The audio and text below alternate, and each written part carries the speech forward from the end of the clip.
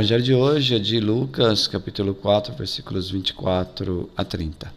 Proclamação do Evangelho de Jesus Cristo segundo Lucas. Vindo a Nazaré, disse ao povo da sinagoga: em verdade eu vos digo que nenhum profeta é bem recebido em sua pátria. De fato, eu vos digo, no tempo do profeta Elias, quando não choveu durante 3 anos e 6 meses, houve grande fome em toda a região. Havia muitas viúvas em Israel. No entanto, a nenhuma delas foi enviado Elias, senão a uma viúva que vivia em Sarepta, na Sidônia. E no tempo do profeta Eliseu, havia muitos leprosos em Israel. Contudo, nenhum deles foi curado, mas sim Naamã, o sírio.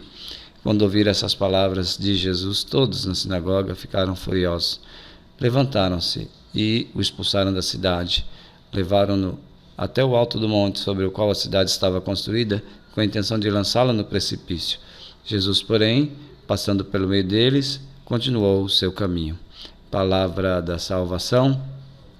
E continuou o seu caminho. Comentário ao Evangelho.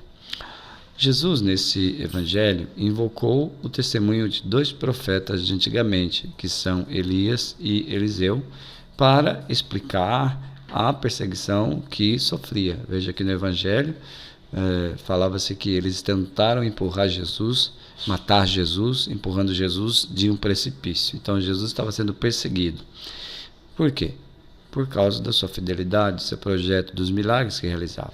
Os milagres de ambos os profetas, Elias e Eliseu, que foram inteiramente fiéis a Deus, beneficiaram pessoas estrangeiras. Aqui está uma coisa importante, né? Por não serem reconhecidos pela liderança política e religiosa do seu tempo, né? Já que entre os conacionais não havia abertura, foram os estrangeiros beneficiados. A viúva de Sidônia e o general sírio mereceram mais atenção dos profetas do que os próprios irmãos de fé. O Papa Francisco comenta um pouco um aspecto desse evangelho, e ele diz: podemos ver nessa mulher, que mulher? Nessa viúva, na viúva de Sidônia, de Sarepta.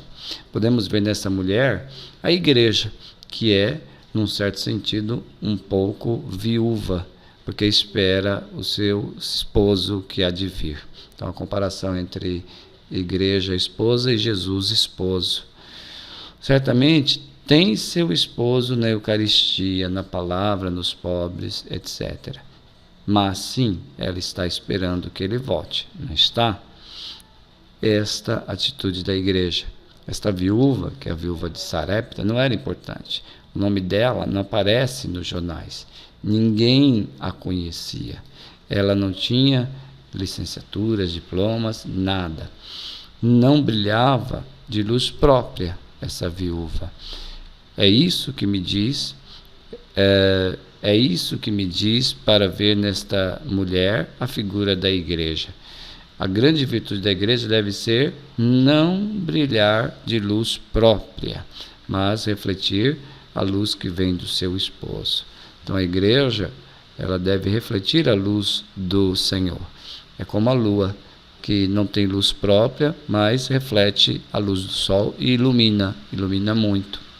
Então assim deve ser a igreja e assim devemos ser nós. Frase para a nossa oração. Senhor Jesus, que nenhuma ameaça seja suficientemente forte para me afastar do caminho traçado por Ti, pois devo, como Tu, continuar o meu caminho, alcançar a meta traçada pelo Pai. Agora você pode fazer essa frase, transformando-a na tua oração. Glória ao Pai, ao Filho e ao Espírito Santo, como era no princípio, agora e sempre. Amém.